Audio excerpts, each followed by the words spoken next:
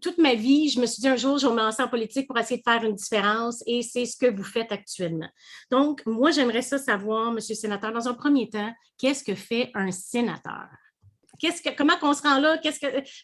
Comment vous êtes devenu sénateur? Par accident. Si ma fille Julie n'avait pas été assassinée en 2002 et que je n'avais pas entrepris à ce moment-là la croisade que j'ai entrepris de créer l'Association des familles de personnes assassinées disparues, qui est encore très active aujourd'hui, vous en avez parlé tantôt, qui vient en aide aux familles dont un proche est assassiné. Si je n'avais pas été de ce meurtre, moi, je serais ailleurs dans ma vie, je serais ailleurs, pas seulement à retraite dans le sud, quelque part à me prélasser, mais le meurtre de ma fille m'a emmené ailleurs.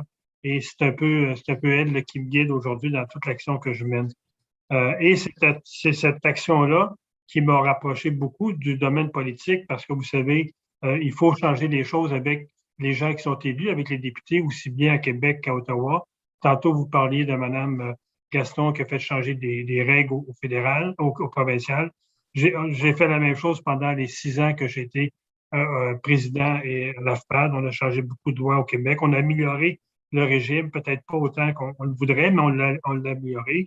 Et c'est de même que je suis entré en contact avec les partis politiques fédéraux et fédéraux et le parti qui a le plus répondu à mes aspirations, à mes attentes en termes là, de changement législatif au niveau du code criminel, au niveau des droits des victimes, c'est le Parti conservateur.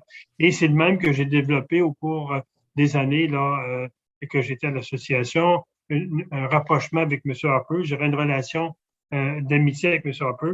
Et en 2005, quand je l'ai rencontré, il était à Sherbrooke. Je lui ai présenté 12 demandes de l'AFPAD.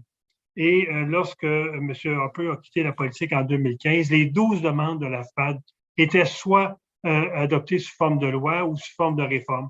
Je pense entre autres à la Charte des droits des victimes que j'ai rédigée, que j'ai fait transformer via une loi au fédéral.